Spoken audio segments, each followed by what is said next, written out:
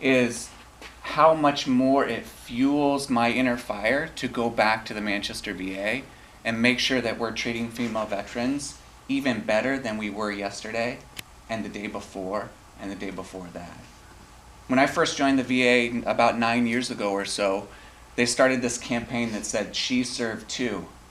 And I walked in the VA and I said, well, that's interesting. Of course they serve too. And I never really got it.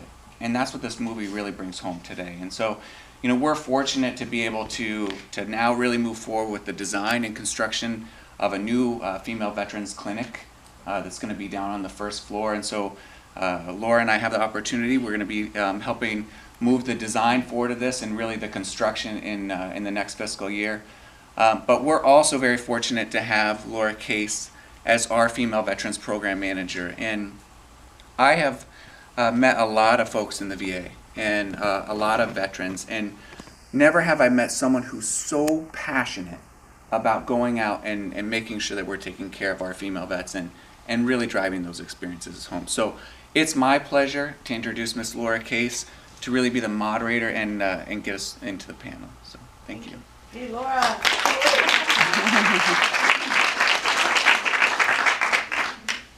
So I was doing, okay. Thank you, Al, and thank you everyone for making this evening possible. I'm going to ask our panel members to come down. That would be Selena Herbert, Morgana Isenberg, and Jessie Tustin.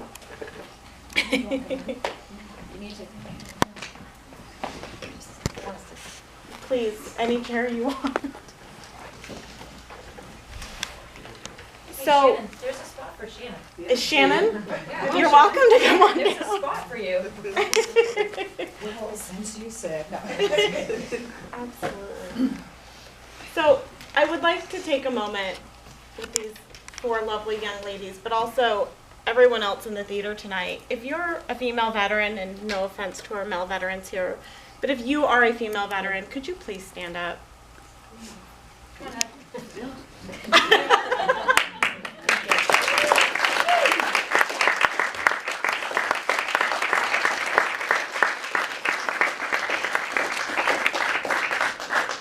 So I just thank you so much for your service. Thank you for coming tonight. So what right now really is about is talking about this, is having this open discussion about what does this film mean to women veterans, and having some women veterans be here tonight to openly discuss some of that. So I'm going to get started by actually just handing it over to them. I'm going to ask each and every one of them to just introduce who they are, where they served, what they did in the military, tell us a little bit about themselves, and then we'll have some more follow-up questions for them. And then as the evening goes on, we'll open it to the audience to have you ask questions if you would like. I will say that I don't think it's going to be an issue, but we definitely want to keep this discussion respectful and open, and I give each of our panelists the option that if they don't feel comfortable answering a question, that they have the right to pass on that, and I hope that you will respect that as well. So we will get started. Do I need to turn it on? Probably. Yes. Yes. Oh my. No, we don't. You don't want a mic? I can be really loud. Yeah. Everyone, can everyone hear? Okay. So Shannon, we'll start off with you. Hello, I'm Shannan Brown. I was in the Air National Guard. I was an air traffic controller who deployed to a lot of places: Hungary, Turkey, Afghanistan, Iraq, just for a short time. But I used to be a kindergarten teacher, joined the military to tell people where to go, which was good because same thing with teaching. And last year I was the New Hampshire State Commander for the Veterans of Foreign Wars, first female in 116 years.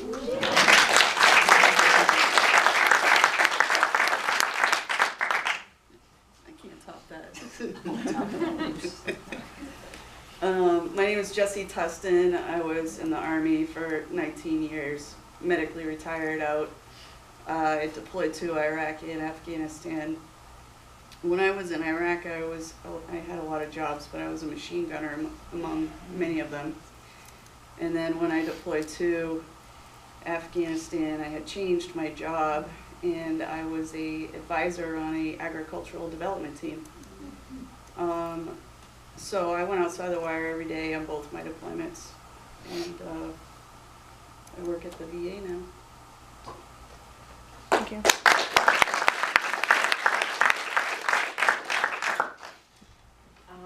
I'm Morgana Isenberg, served 8 years in the Army National Guard. I was deployed to Kuwait and Iraq. I did convoy security. I was lead gun truck 50 cal gunner. I work at the vet center.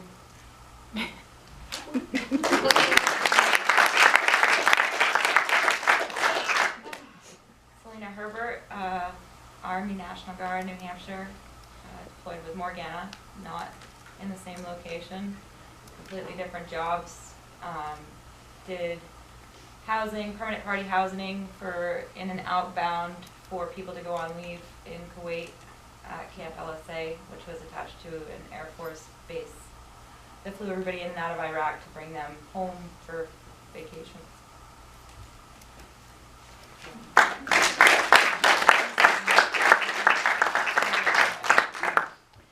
So the first question I would like to ask is what are your thoughts on this movie? What was your first impression the first time you saw it or this evening? Just whatever order you wish to go in is fine. But what are your thoughts and impressions on this film? What did it mean to you? Jesse? Okay, fine. So initially I was like, what do you mean beauty pageant? Like, seriously? Like, I've been fighting my whole life just to be treated as an equal, and then you're talking about exploiting women. And it didn't make any sense to me. The part that I appreciated about the movie was the fact that they were telling these different stories about women and their different experiences. That to me was the most powerful part. You know, and obviously we have this need that we've been trying to figure out how the VA can be a part of and how we can better serve women, but a lot of people just aren't aware of it. They don't realize how bad it is or how much women are struggling out there. So it was important to me. I think what brought to light was a lot of things that every woman in the military has a different experience. You can't hear me? Sorry.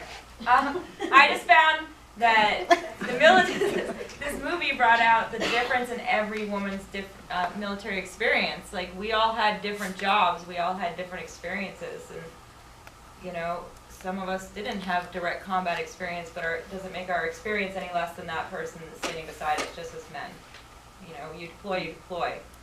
I find that this movie brought out that women that deploy, we leave our kids just as men do, but we leave that mom role to somebody else. And that was one of the pieces that hit home that I didn't really think about. I missed 5 out of 6 of my son's birthdays. You know, I deployed when he was 3.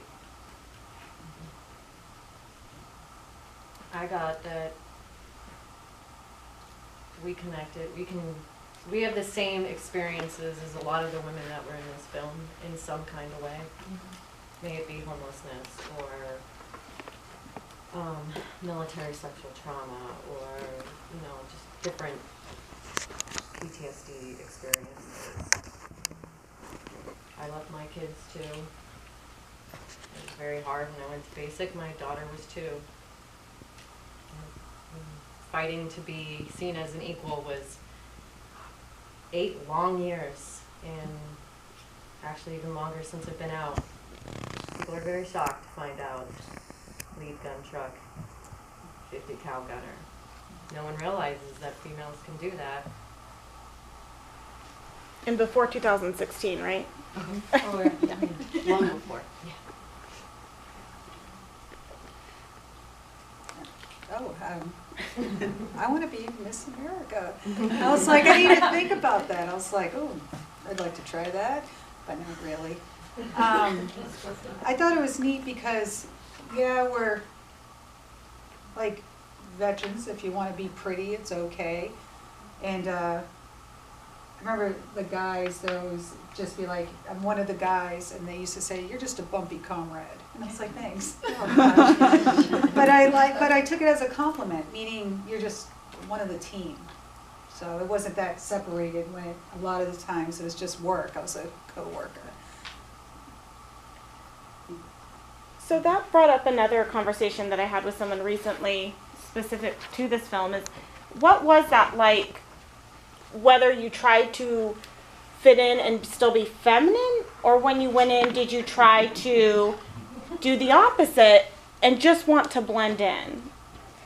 I have the funniest story because it was my first drill, and I'm watching all these guys. I'm a farm girl. There was no feminine in farm girl, so I grew up on a farm, and I always wanted to be like one of the boys, not really be like one of the boys, but always was running around with boys because that's all there was in the neighborhood. So I show up to drill, the first drill, and they're trying to load this generator on the back of the truck. It's a 5-ton. It's pretty tall. And I'm looking at this 120-pound kid over here, and he can't even lift his own hat. And I'm looking at this kid over here, and he can't lift anything, and they're all fighting about who's going to lift this generator in the back. And I'm like, I'm right here. They're like, you're a girl. And I'm like, okay, cool. So I watched them struggle for a little bit, and then I walked over, and I picked them up with them, and I pushed them into the truck, and they're like, holy crap. They're like, oh, you're kind of cool. Like, because I can lift a generator? All right. And that, that wasn't the first or last experience of me being treated like, well, you can't lift that because you're a girl. And it was frustrating. It made me more of a girl. I was defiant. I never wore the color pink until the Army told me I couldn't. So true. Very true. Oh, you can't color your hair that color. What? Okay. Next week she comes in and it's bright red. Yeah. I had to find it. Yes, it is. When I first joined, I had hair down to the middle of my back, and it was curly and frizzy and crazy. And the first drill I had with my unit, they were teaching me how to put on a gas mask. And I had my hair pulled up on the top, but it wasn't like fully pulled up on the sides, and it was just cut above my collar. So I put this mask on, and I'm like trying to pull the straps and everything, get it like sealed to my face, and then they're like, okay, take it off, and I went, and it like ripped a bunch of hair out of my head, and I was like, screw this, I'm cutting my hair off. So, and it was funny because when I went to basic, all the guys had to like chop their hair off, and they were mad that the girls got to keep their hair, and I was like, you know what, that's not right either. I don't think that's right. So, I went and cut my hair, and I got in trouble at first because apparently you're supposed to keep a feminine haircut. And I was like, I'll define what my femininity is. And I found the regulation. I used to keep it in my pocket until we deployed. I deployed to Iraq in 04, 05. And then all of a sudden, all the girls started shaving their heads and everything, and everyone was like, oh, that's actually a good idea. So, yeah. Jesse, why did you have to keep that in your pocket? Because people are jerks, and they'll find whatever they can to like pick on somebody. So, I stuck out like a sore thumb. I always was a tomboy, and I would do whatever I could to like show everybody I could do whatever they could do. And so it kind of pissed off some people, but I didn't care. So one time I was at Fort Drum, and I was actually changing after working out in the gym, and this female officer walks into the bathroom and walks right up to me, and she says, your hair is out of regulation. And I said, oh, you think so? And she goes, yeah, it's out of regulation, it's too short, it's fattish, blah, blah, blah. She went on and on and on, and I was like, well, that's funny, because my commander doesn't think so. And according to the regulation, as long as your haircut is not fattish, like, if it's super long on the top and short on the sides or whatever, and as long as your commander approves of your haircut, it's within the standard. So, And then I'd have majors from the Marines tell me it was an awesome haircut, so whatever, you know. Do you remember what reg that is? 36-2903, dress and appearance. They are 670 I was waiting for that. Air Force Yeah. one. Okay, I ran into the same issue. We were down at Edwards, and they had just come out with a new reg, a new hair reg. And I had a stacked bob, which was allowed as long as it didn't touch the collar in the back and it was easy to pull up, and I was good. Well, the new reg came out and they put it out in a meeting that night. We had just got to Camp Edwards, and I received so much the next day that because my bus broke down, the bus I drove down there with everybody in it broke down, I got shipped home to get a new bus.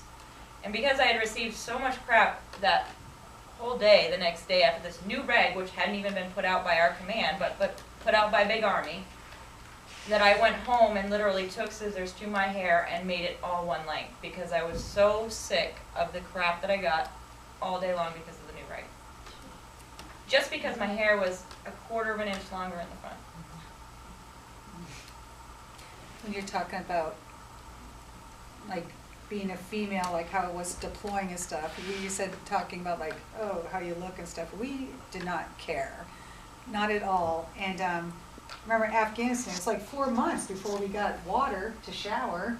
It was just baby wipes and stuff. And the USO or something had these people come, and they were cheerleaders, and they came to support the troops. So we're there. We finally got this big bag of water. Because it's the first time we go like, oh, we could shower, and you have to take, you know, you just got a couple drips, and then, oh yeah, yeah. And so we're there, and all these cheerleaders, they're not normal cheerleaders. Like it was like the girl next door cheerleader, the biker cheerleader, the slut cheerleader, and they're all there. And I'm like, I'm in the bathroom, and I hear the water running, and I was like, I went in and I was like, hey, you can't have the water running. She's like, oh, we're waiting for it to warm up. And I'm like, no. I was like, that bag, that's the only water we have. We haven't had showered in 3 months.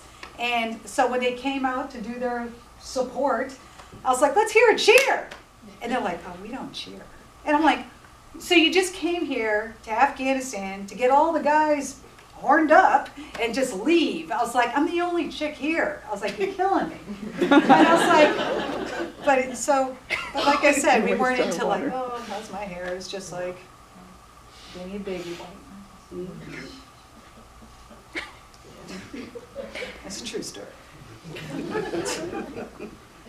got pictures. Of the cheerleaders? The water guy. The biker one. So, how would you compare your experience as a female to that of men that are in the military? We bleed once a month. Yeah. I'm like, Not anymore. oh, So lucky. So recently someone told me a story about being propositioned often by their other male counterparts because, of course, you know, they're a female. My favorite thing was in the United States you were 4, but overseas you were 10. So I Oh, remember how many times I heard that. totally. When I was in Afghanistan, we went to the Army Chow Hall, right? And I was like, oh, cool. Like, I had my hair down, and all the guys were like, and I was like, oh, I'm going to bathe. And then I don't know what came in after, and they were like, and I'm like, oh, I don't feel special now. I was